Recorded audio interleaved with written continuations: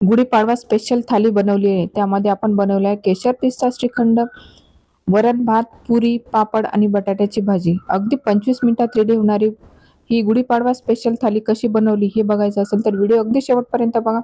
छोट्या छोट्या टिप्स सहित आपण खूप मस्त जे आहे ते तुम्हाला माहिती सांगितलेली आहे. त्यामुळे तुमची सुद्धा अगदी 25 मिनिटात थाली रेडी होणार आहे. तर सगळ्यात पहिले आपण दही लावून घेऊया, कारण आपल्याला याचा चक्का बनवायचा आहे आणि त्यापासून आपल्याला घरच्या घरी श्रीखंड सुद्धा परफेक्ट बनवायचं. तर सगळ्यात पहिले मी दूध गरम करून घेतलं, त्याला थोडं थंड होऊ दिलं. कोमट झाल्यानंतर असं व्यवस्थित मिक्स करून घेतलं आणि त्यामध्ये दही टाकून घेतल्यानंतर परत मिक्स केलं. त्यामुळे आपल्याला पाहिजे तसं जे आहे ते श्रीखंडासाठी जे दही लागतं तसं आपल्याला परफेक्ट मिळणार आहे, अगदी घट्टसर. रात्रभर झाकून ठेवल्यानंतर दुसऱ्या दिवशी बघू शकता अगदी घट्ट आपल्याला रेडी दही झालेला आहे. आता हे आपण गाळून घेऊया, जेणेकरून आपल्याला पाहिजे तसा चक्का यामध्ये मिळणार आहे. तर अशा प्रकारे आपण सगळं दही कापडामध्ये काढून घेतलं. एका सुती कापडामध्ये खाली मी एक पातेलं ठेवलं होतं, त्यावर चाळणी ठेवली. अशा प्रकारे जास्तीचं पाणी काढून घेतलं आणि त्यानंतर यामध्ये आपल्याला थोडंसं वजनदार एखादी वस्तू ठेवायची. त्यामुळे अजून यामधलं जे आहे ते एक्स्ट्रा पाणी निघून जाणं जरुरी आहे. जर आपल्याला चक्क्यामध्ये पाणी राहिलं तर आपला श्रीखंड पातळ होतो आणि चवीला सुद्धा मस्त लागत नाही. तो त्यामुळे ती एक काळजी घ्यायची की चक्का आपला परफेक्ट रेडी झालेला आहे. तर हे यावर काही व्यवस्थित बसत नव्हतं, त्यामुळे मी नळाला अटकून ठेवून दिलं आणि त्यातलं एक्स्ट्राचं पाणी निघू दिलेलं आहे. आता या सगळ्या गोष्टी होईपर्यंत मी सुरुवातीला कुकर लावून दिला, त्यामध्ये वरण भात लावला आणि बटाटे सुद्धा उकडायला टाकून दिलेले आहे.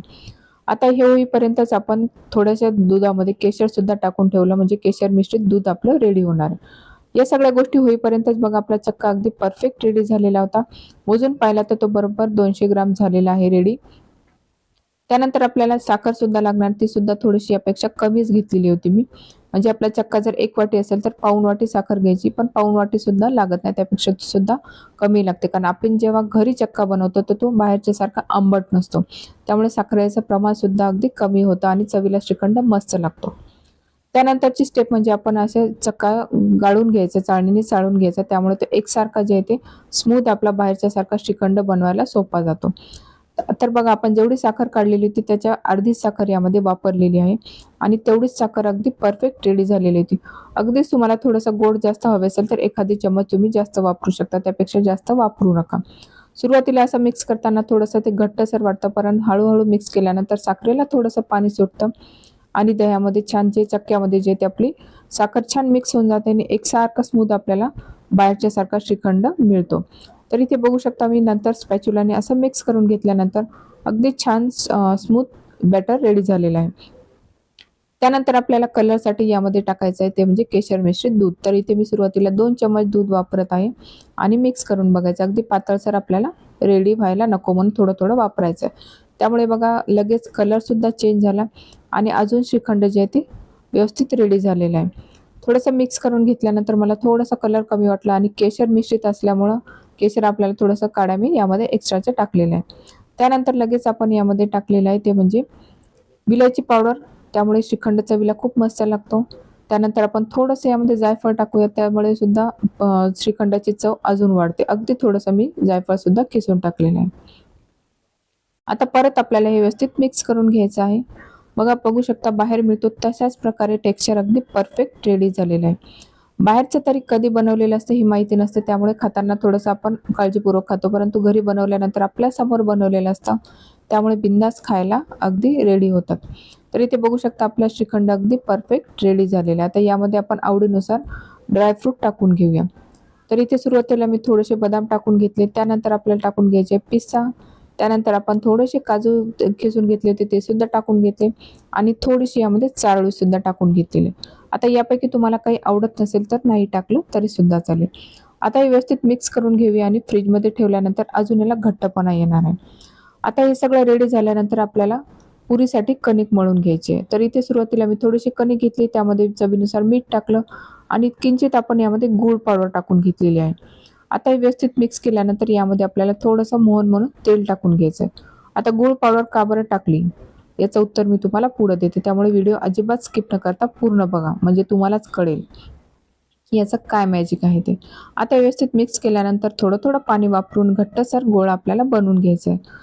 आपण जी कणिक मळतो पोळीसाठी त्यापेक्षा आपल्याला घट्टसर पुरीसाठी गोळा मळून घ्यायचा. जर पुरी जर तेलकट होऊ नये असं वाटत असेल तर पाणी अगदी परफेक्ट वापरणं सुद्धा यामध्ये जरुरी आहे, तरच आपली पुरी जी आहे ते तेलकट अजिबात न होता परफेक्ट रेडी होते. तर अशा प्रकारे थोडं थोडं पाणी वापरून मी घट्ट गोळा बनवून घेतला आणि त्याला झाकून ठेवलेलं आहे. तोपर्यंत आपला कुकर सुद्धा रेडी झालेला होता. वरण भात अगदी परफेक्ट रेडी झालेला आहे. हे काढून घेऊया आणि वरणामध्ये आपल्याला पाहिजे त्या प्रमाणामध्ये आपल्याला पातळ किंवा घट्ट असेल अशा प्रकारे बनवून घ्यायचं. वरण घोटून घेतल्यानंतर मी थोडंसं त्यामध्ये मीठ टाकून घेतलं आणि वरण भात रेडी झालेला आहे. आपले बटाटे सुद्धा अगदी परफेक्ट रेडी झालेले होते शिजून. त्याचं सुद्धा साल काढून घेतलं आणि भाजीची तयारी करून घेतलेली. कांदा चिरून घेतला, टोमॅटो चिरून घेतलं, थोडासा कढीपत्ता घेतलेला आहे आणि इथे अद्रक, लसूण, कढीपत्ता आणि थोडंसं यामध्ये कोथिंबीर टाकून आपल्याला वाटण बनवून घ्यायचं आहे. हे रेडी झाल्यानंतर यामध्ये कढईमध्ये तेल गरम केलं, त्यामध्ये जिरा आणि मोहरी तडतडू दिली. थोडासा यामध्ये आपण टाकून घेतलेला आहे कांदा. कांदा छान आपल्याला भाजून घ्यायचा आहे, तेलामध्ये परतून घ्यायचा आहे. कांदा परतून घेतल्यानंतर यामध्ये आपण टाकलेला आहे कढीपत्ता. कढीपत्ता सुद्धा चांगला परतून घ्यायचा आणि त्यानंतर आपण जे लसूण, अद्रक बारीक करून घेतलं ते सुद्धा यामध्ये टाकून घ्यायचं आहे. आता हे व्यवस्थित मिक्स करून घेतल्यानंतर लगेच मी यामध्ये टोमॅटो टाकून घेतलेला आहे आणि टोमॅटो सुद्धा चांगला परतून घ्यायचा आहे. आता हे व्यवस्थित मिक्स करून घेतल्यानंतर लगेच आपल्याला यामध्ये लागणारे मसाले टाकून घेऊया. तर इथे मी 1 चम्मच लाल तिखट टाकलेला आहे. 1 चम्मच यामध्ये आपण टाकलेलं आहे मीठ. त्यानंतर आपल्याला लागणार आहे ती म्हणजे धने पावडर, ते 1 चम्मच धने पावडर टाकलेली आहे. थोडीशी हळद लागणार आहे, ती सुद्धा टाकलेली आहे. त्यानंतर आपण थोडासा कारळाचा कूट टाकलेला आहे आणि थोडीशी मला लाल तिखट कमी वाटली तर अजून मी लाल तिखट वापरलेली आणि त्यानंतर अर्धा चम्मच यामध्ये आपण गरम मसाला वापरलेला. आता हे सगळं आपण व्यवस्थित मिक्स करून घेऊया, म्हणजे मसाले व्यवस्थित सगळे व्यवस्थित मिक्स होतील, भाजल्या जातील आणि टोमॅटो बारीक होण्यासाठी यामध्ये थोडंसं पाणी टाकून घेऊया. त्यामुळे मसाले सुद्धा करपणार नाहीत आणि टोमॅटो सुद्धा अगदी पटकन नरम होऊन रेडी होणार आहे. 2 मिनिटं झाकून ठेवल्यानंतर टोमॅटो थोडंसं आपल्याला हे केल्यानंतर अगदी पटकन जे ते नरम झालेले असल्यामुळे स्मॅश झाला आणि ग्रेव्हीसाठी आपली भाजीसाठी ग्रेव्ही आपली रेडी झालेली आहे. अशा प्रकारे आपण मिक्स करून घेतल्यानंतर थोडंसं बघा यामध्ये अगदी परफेक्ट टोमॅटो स्मॅश झालेला आहे. आता इथे बटाटे आपण ऑलरेडी उकडून घेतले होते, त्यामुळे जास्त काही आपल्याला वेळ लागणार नाही. तर यामध्येच मी थोडंसं आपण जे आता अगोदर हे करून घेतलेलं होतं, चक्का बनवून घेतलेला होता आदल्या दिवशी, त्यातलंच मी पाणी फ्रीजमध्ये ठेवून दिलं होतं. त्यामुळे काय होतं की त्यामध्ये प्रोटीन भरपूर प्रमाणात असते. तर असं पण भाज्याला किंवा कणिक मळताना ते पाणी वापरू शकतो. त्यामुळे चवीला सुद्धा भाजी मस्त लागते आणि तरी सुद्धा छान येते. बघू शकता थोडंसंच मिक्स केलं आणि 2 मिनिटानंतर ठेवल्यानंतर त्याला छान तेल सुटलेलं होतं. आता हे सगळं व्यवस्थित मिक्स केल्यानंतर बटाट्याच्या फोडी यामध्ये टाकून घेतल्या आणि ते सगळं आपल्याला जे ते झाकून ठेवायचं आहे. 2 मिनिटं वाफ घेतल्यानंतर आपल्याला यामध्ये हव्या त्या प्रमाणामध्ये पाणी टाकून घ्यायचे, की तुम्हाला भाजी किती पातळ हवी असेल किंवा किती घट्टसर पाहिजे यानुसार. तर मी ते ताटावरच थोडंसं पाणी टाकून घेतलं आणि त्यावरच गरम होऊ दिलं. त्यामुळे खाली बटाट्याला वाफ पण आली आणि वरती छान ताटावर पाणी पण गरम झाले. त्यामुळे आपली गॅसची सुद्धा बचत होणार आहे. तर बघू शकता अशा प्रकारे यामध्ये मी हव्या त्या प्रमाणामध्ये पाणी टाकून घेतलं आणि आपली बटाट्याची भाजी उकळी आली का रेडी होणार आहे. तरी ते गॅसची सुद्धा बचत होण्यासाठी आपण बघा सुरुवातीलाच ज्यावेळेस वरण भात लावला त्यामुळे बटाटे सुद्धा एक्स्ट्रा उकडले नाही, तर त्यामध्येच उकडल्यामुळे तेव्हा सुद्धा गॅसची बचत झाली. त्यानंतर पाणी एक्स्ट्रा गरम करत बसण्यापेक्षा ताटावर पाणी ठेवलं, त्याच वाफेवर पाणी गरम झालं, तेव्हा सुद्धा आपली गॅसची बचत झालेली आहे. अशा प्रकारे आपण कमीत कमी वेळेमध्ये आणि पटकन कसं काम होईल याकडे सुद्धा लक्ष दिलेलं आहे. तर अशा प्रकारे आपली बटाट्याच्या भाजीला छान उकळी आल्यानंतर शेवटी मी यामध्ये कोथिंबीर टाकली आणि बटाट्याची भाजी रेडी झालेली आहे. तर इथे आपल्या बटाट्याची भाजी रेडी झाली. त्यानंतर आपण करून घेतलेलं आहे ते म्हणजे श्रीखंड सुद्धा रेडी झालेला आहे. आता आपण पुरीची तयारी करून घेऊया. तर इथे आपण कणिक मळून ठेवल्यानंतर मी थोडंसं झाकून ठेवलं होतं, त्यामुळे छान नरम झालं. थोडंसं परत त्याला नरम केलं आणि थोडंसं हलकंसं तेल लावून असे छोटे-छोटे गोळे करून घेतले. त्यामुळे आपल्याला पुऱ्या लाटायला सोप्या जातात आणि आपल्या पुऱ्या सुद्धा अगदी परफेक्ट पटापट लाटल्या जाऊन रेडी होतात. तर एकदाच मी 4-5 पुऱ्या लाटून घेते आणि त्यानंतर मी तळून घेणार आहे. पण प्रत्येक पुरी तुम्हाला फुलताना दिसणार आहे. याचं सिक्रेट म्हणजे आपण ज्यावेळेस गूळ पावडर टाकलेलं होतं, त्यामुळे आपली प्रत्येक पुरी ज्यावेळेस तळू त्यावेळेस ती अगदी टम्म फुगणार आहे. तुम्ही नंतर समोर बघू शकता.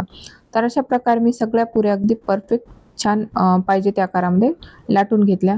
आता तेल छान गरम झाल्यानंतर मी सुरुवातीला पापड असा अर्धा कट करून घेतला आणि असं तळून घेतलं. त्यामुळे ज्यावेळेस आपण वाढतो त्यावेळेस वाढायला सुद्धा सोपं जातं आणि त्याचे तुकडे सुद्धा पडत नाहीत. त्यामुळे अशा प्रकारे पापड तळून घेतला. आता आपण पुरी तळून घेऊया.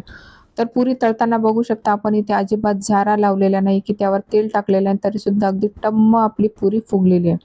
आपण जे गूळ पावडर यामध्ये टाकलेली आहे त्यामुळे आपल्या पुऱ्या अगदी अशा परफेक्ट टम्म फुगतात आणि एक नाही तर प्रत्येक पुरी आपली अगदी परफेक्ट जी आहे ती अशीच फुगणार आहे. तुम्ही बाकीच्या पुऱ्या तळताना सुद्धा पाहू शकणार आहेस पुढे.